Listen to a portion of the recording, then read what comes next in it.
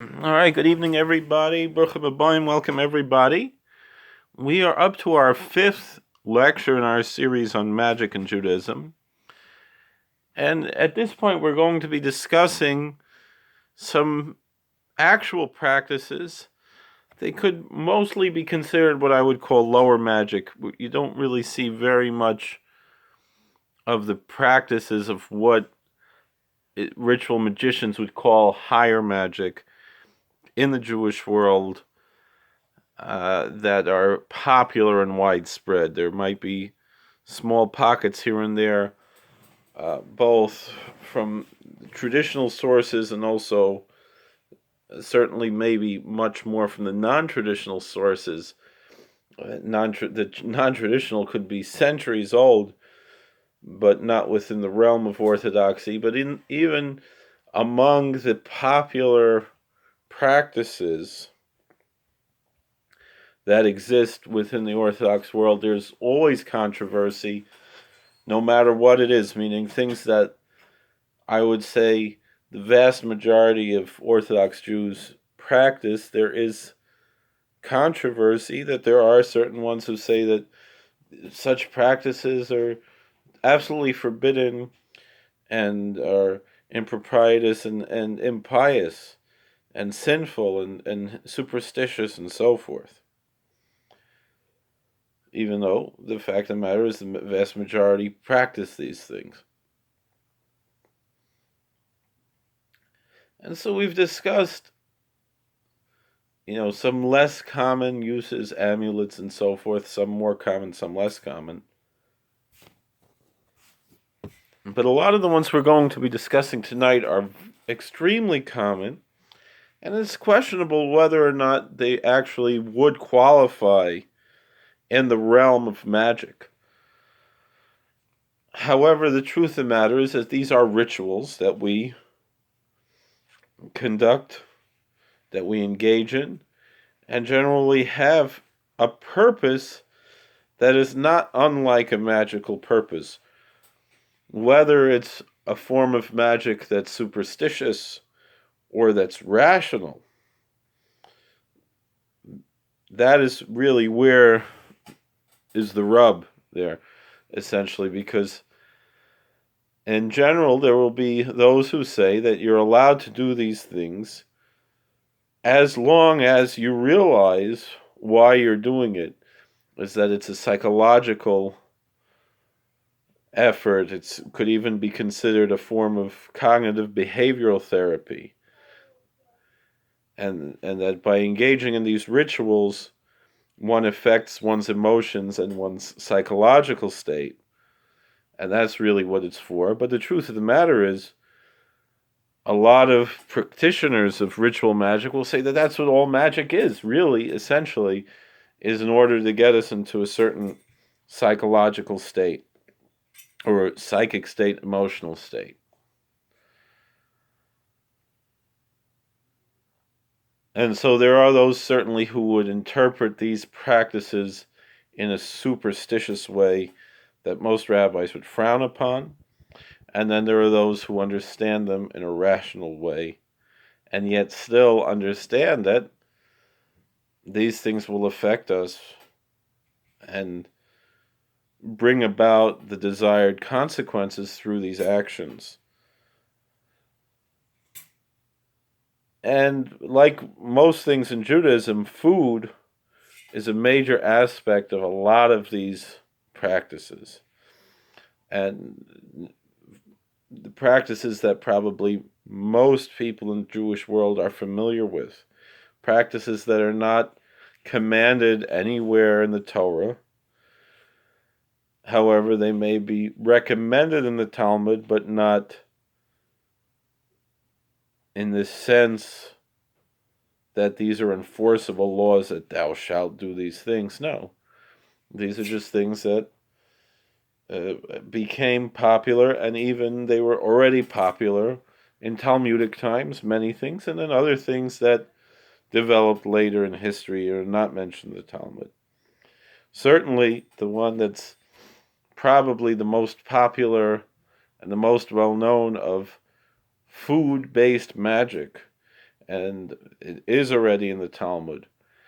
And even already in the Talmud, there's the discussion of how to avoid superstition and to recognize the symbolic nature of these actions.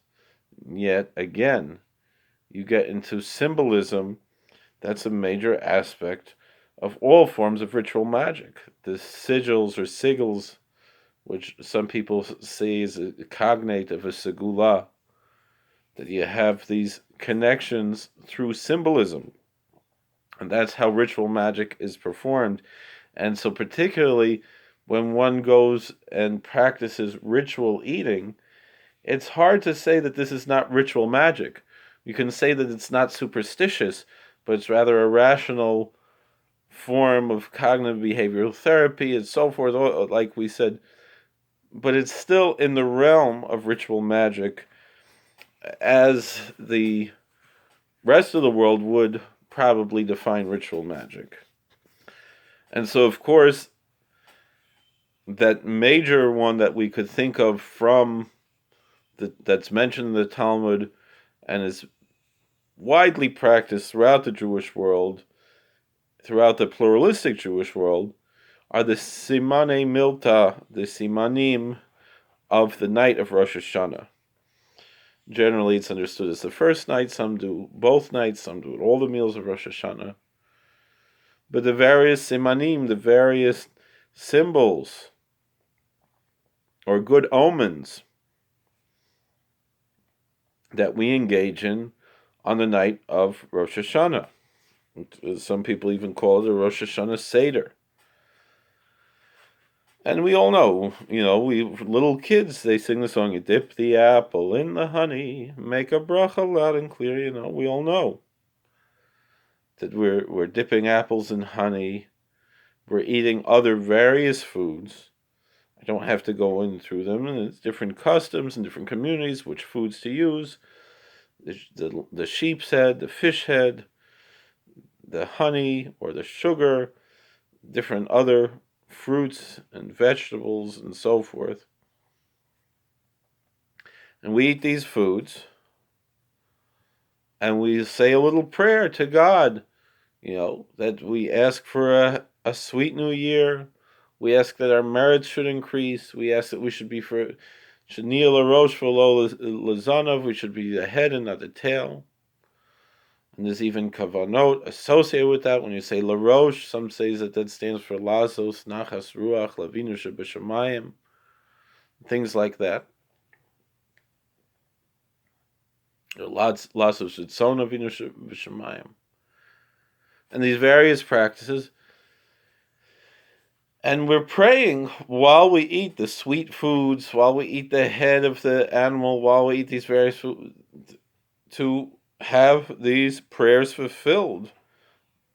And it seems that these omens go along with that. And so therefore, we see that these aspects, what you could call ritual magic, have been around in Judaism for a long time. Because these are very ancient practices. Like we said, they're already well established in the Talmud. The signs of the night of Rosh Hashanah. Beyond that, we have many other practices, again related to foods, all throughout the year. Also around the time of Rosh Hashanah, on Rosh Hashanah, tashlich, throwing the bread in the water. Before Yom Kippur, kaparos, to essentially sacrifice a chicken, although a chicken is not allowed to be a sacrifice, but it teaches us various things, and it teaches us our own mortality, and it humbles us. But then there are those who interpret those things in a more superstitious way, which I prefer not to mention because it's definitely frowned upon by the rabbinical establishment, but there are interpretations of that which are also similar in a certain sense, if you look at it, to the practices surrounding Kiddush and Havdalah, particularly Havdalah people take the wine after the Havdalah, put it in their eyes, put it in their ears, behind their neck, in their pockets, and things like that, as a simon, as a segula.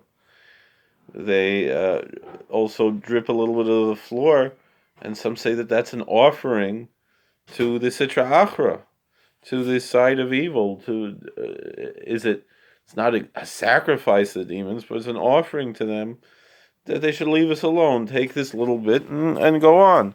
And the similarity between that practice and those that you'll see in other, particularly the pagan religions that believe in house spirits. I know a lot of the Norse pagans speak of the house wits, gnomes or beings that live in the house, and that people leave little offerings to these beings so they should be able to live in harmony with them.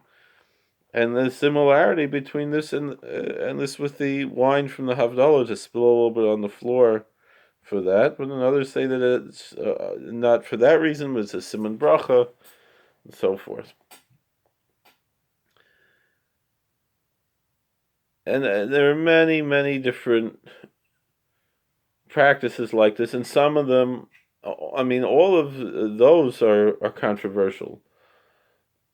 Kaparot is certainly controversial, not just from the PETA animal rights groups, but already in rabbinical literature. It's extremely, extremely controversial, and yet it's something that's well established, very much accepted in the Orthodox world, and it's something I myself do. And even Tashlich itself, which is very popular in the pluralistic world, again, you'll have many of the rationalists who frown upon the practice. Another practice that's, again, controversial, and it seems that every year the bloggers will fight back and forth whether or not this is even permitted for a Jew to do, and it's popular and becoming more and more popular every year, is that the first Shabbat after Pesach ends. There are different segulot related particularly to the challah, to the bread that you eat on that first Shabbat after Pesach.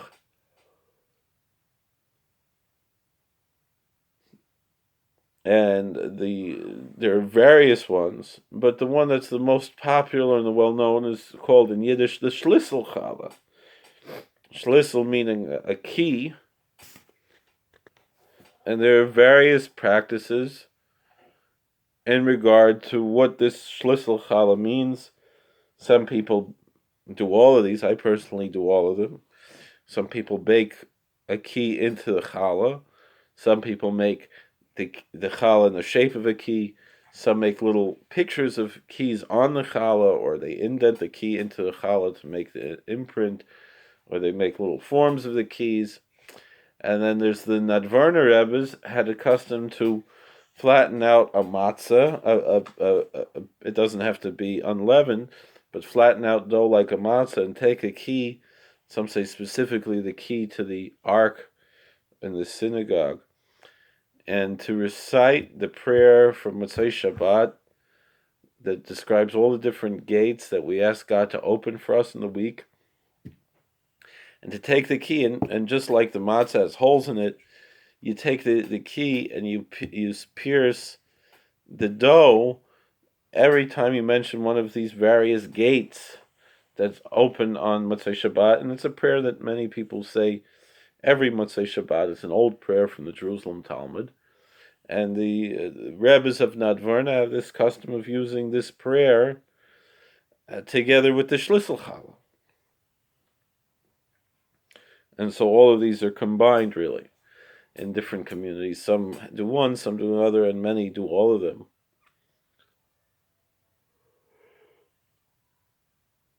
And among the various things that are understood by this is that this is the key to Parnassah, the key to financial prosperity and to one's livelihood. Which, that itself seems a little strange.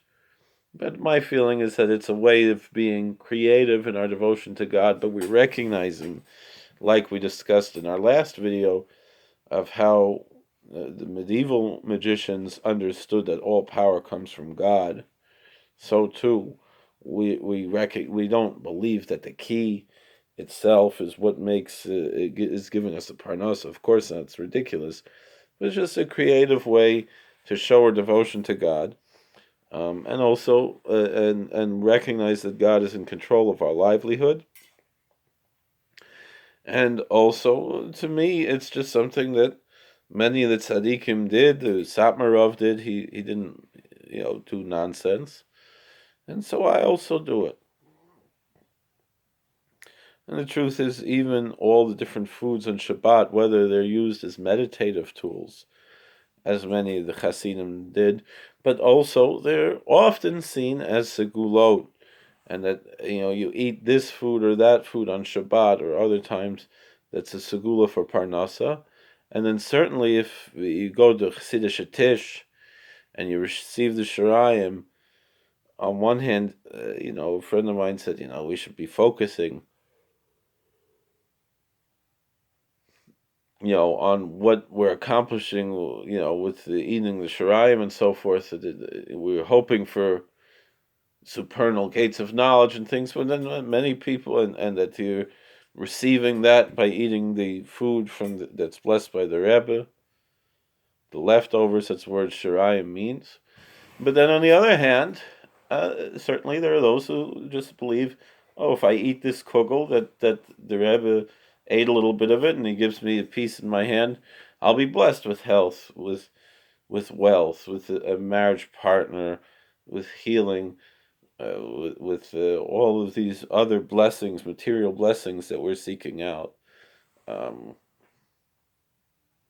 certainly, there's certain times of the year, but in different Hasidic courts.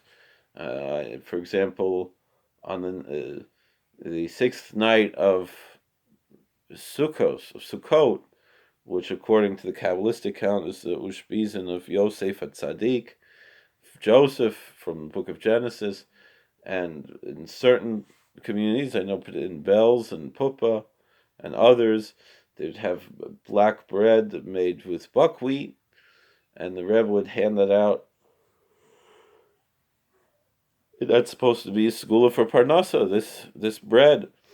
And then by the Rebbe's from Chernobyl tonight, when I'm recording this, is the yard side of the Maranayim, the first Rebbe of Chernobyl.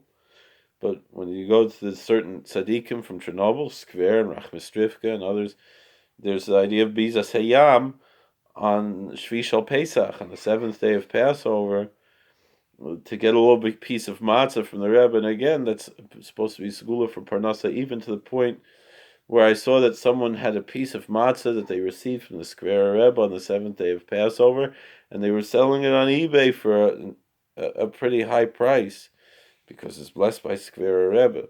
And I myself, I remember receiving from the old Rachmastrivka Rebbe, Zechron V'rach in Yerushalayim, receiving the Biza Sayam, and the way I remember is he was already not really functioning, and the Gaboyim, they had all the matzah already portioned out in plastic bags, and basically the Rebbe just had his hand out, and they would put the bag of matzah in his hand and then give it to you, and that was how you got Shirayim from the Rebbe.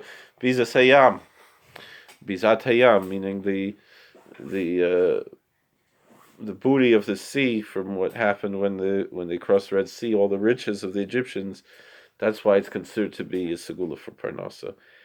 And again, to say that that's not ritual magic, there's nothing in the Talmud or even really in the Kabbalistic works to say there's such a thing as this. But the Hasidim believe these things, and I don't see how it hurts either. But the fact of the matter is, one of my Rebbeim, who's a Hasidic Shaid, he holds that it's absolutely forbidden, for example, the Shlitzel Challah. He said that's real idolatry. I disagree with his feelings on that, and I don't follow it. But I know people, even Hasidim, who hold that you're not allowed to do a lot of these things because they're superstitious and because they're idolatrous in origin. And so that these are things you have to know, and you have to really have a competent posek to really know with a lot of these things. But in general, most of these things are well established. So you eat these different foods different times of the year, and they represent so many different things. Even I remember I went to told the Saran Rebbe's house, or his son's house, actually, on Purim, and we started the Purim Suda, and he gave us a challah, and he said, no, you can't just break off the challah. You have to cut the challah because it represents cutting up Haman. And these are the things I remember in Yerushalayim 20 years ago. So from there, we move on. We've covered a little bit, and there's many more.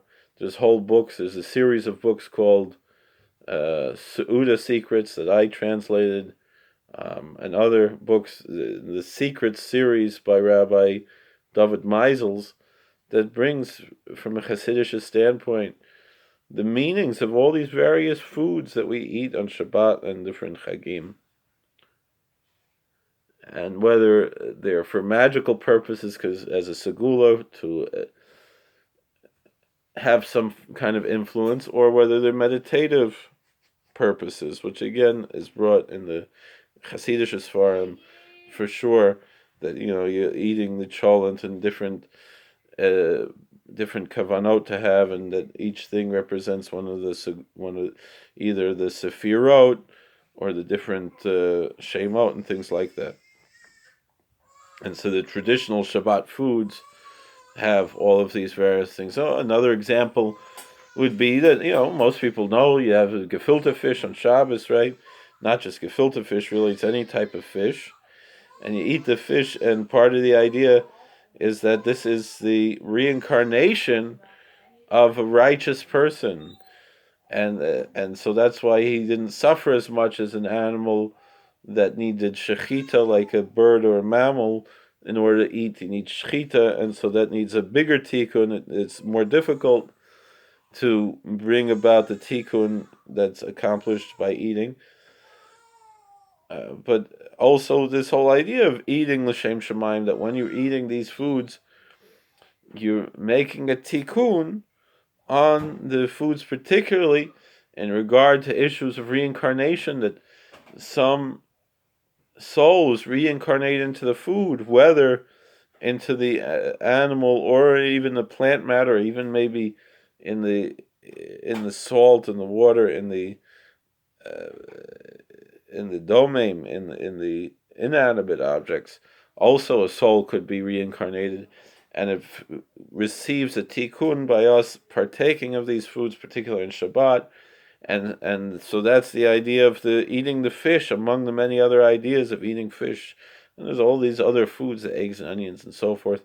All of the cholent and the kugel, and all of these have some sort of an idea, spiritual rectification, or meditative, or, like we said, forms of ritual magic. And so with that, the next level are the that we'll discuss, and often these are combined, meaning it's particularly, like we said, when you have the simanim on Rosh Hashanah, you say a little prayer, and even with the Shlisel Challah, like we said, the Nadvorno Rebbe's had a prayer that was associated with the Shlisel Challah. But there are also magic in the realm of prayer and scripture reading. Again, these things often are controversial. So you have different prayers. One example of a magical prayer that's printed in many of the Hasidic Sidurim is called the Tefillah of Rabbeinu Tam. Rabbeinu Tam was the grandson of Rashi, was one of the Balei Tosafot, and there's a prayer that's attributed to Rabbeinu Tam that begins with invoking angels and requesting the angels to keep watch over us, and it ends with scripture verses, and it's a prayer for protection. And it's invoking angels, and again, that's something that will be considered controversial today, and yet you have that. And then the idea is that these prayers that we recite will bring us into a certain psychological and emotional realm to accomplish things, or even other rituals that we have. So, for example, on Sukkot, to take the lulav and the etrog, it says in the Talmud that we perform nanuim, that we wave the lulav and etrog in 6 different directions, and the reason for this is to push away, either to control the weather, which Jews have been accused of, that to push away bad winds. It says ruchot ra'ot. Some will interpret that to mean evil spirits, and some will interpret it to mean the weather patterns. The bad storms are chased away with the lulav and etrog by waving it in the different directions and worshiping God and thanking God while we do this. And again, could that really be considered perhaps ritual magic? Because all the Torah says is you take it, and that's a halacha.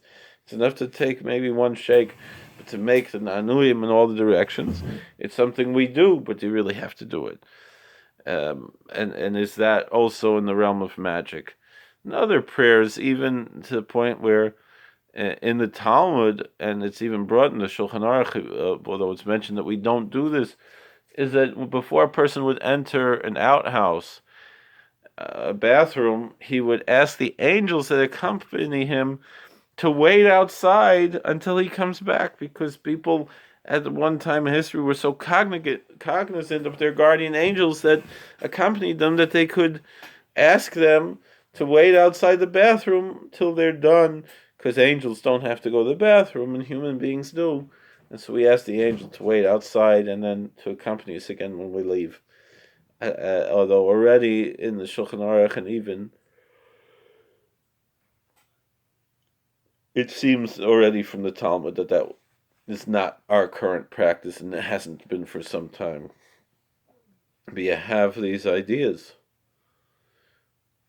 And then you have, and we'll conclude with this, the scripture readings for magical purposes. Again, to use scripture reading as a segula, it's highly controversial. The Talmud openly says that, as an opinion, that if someone, recites a Bible verse about God removing illness over a sick person and use it for faith healing, and particularly reciting a verse and putting your hands on the top of the person and using a Torah verse as some kind of a magical incantation, the Talmud says that such a person has no place in the world to come.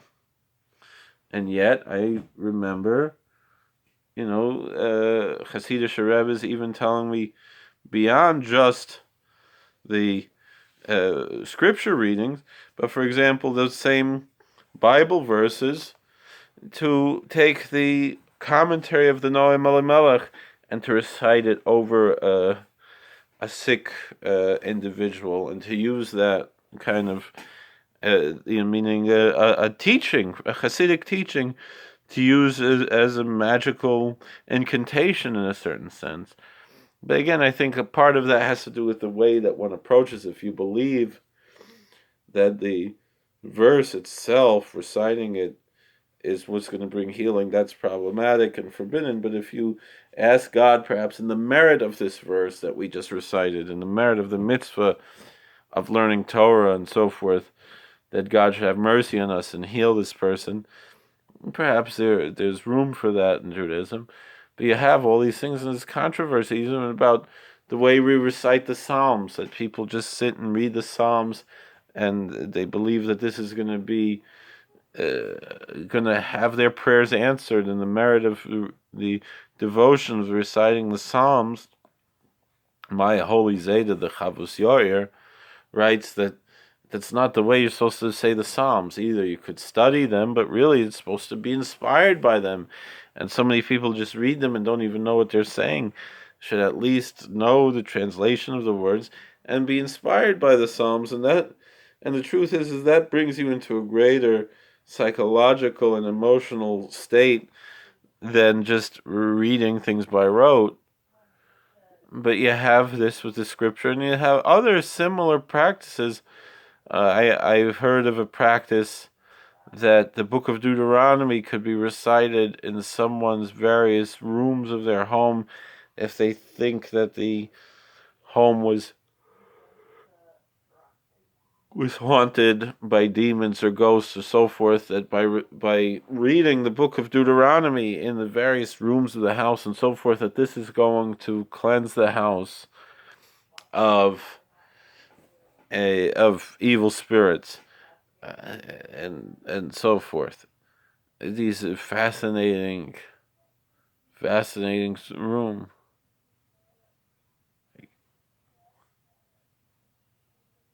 So these are the ways that we have to look a bit about the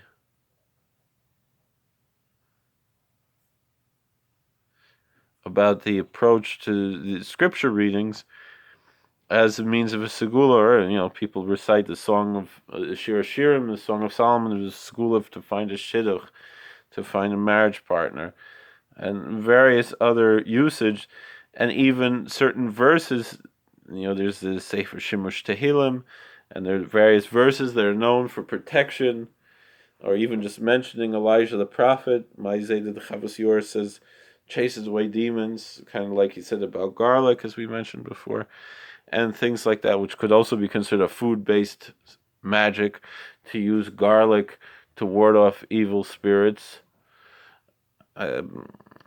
But also the name Eliyahu chases away evil spirits, and the Baal Shem Tov said that the words Havadai Shmo Kein Tilato, which is in the liturgy of Rosh Hashanah Yom Kippur, in one of the hymns, also that this chases away demons, and that there's this concept throughout Jewish history that of these things. I mean, why should it seem so strange that she could come? She would miss this. So anyway, we have this instances of scripture reading. So also Motzei Shabbat, reading the Pitum HaKatoret every day in Motzei Shabbat, supposed to chase away evil spirits and chase away disease and so forth. And there are other various verses, and one example that I've seen, particularly in protective magic, is, and it's printed in a lot of Sidurim, and we'll try to have it on the handout that you'll have, is a series of verses that begin with the letter Nun and end with the letter Nun from all throughout Tanakh, and to recite those verses that begin and end with the letter Nun, and then a short prayer, and the prayer is asking God to protect us from evil, protect us from black magic and so forth. So I really, really appreciate the hard work.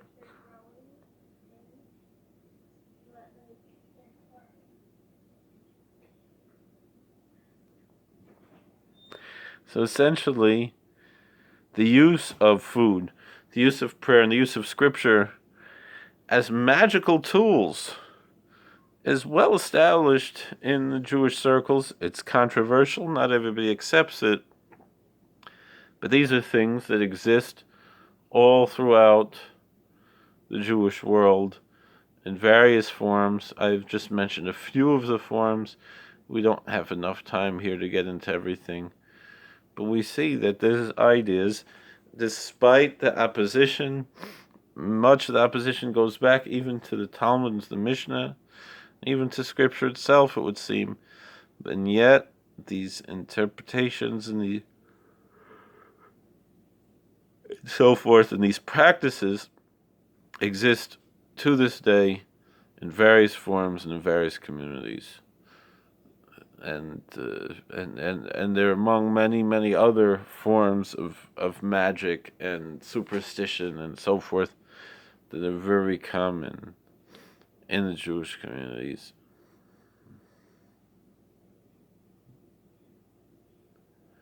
So thank you for watching. Please, if you have any comments you want to share about this, please. Thank you for so much. Have a good night.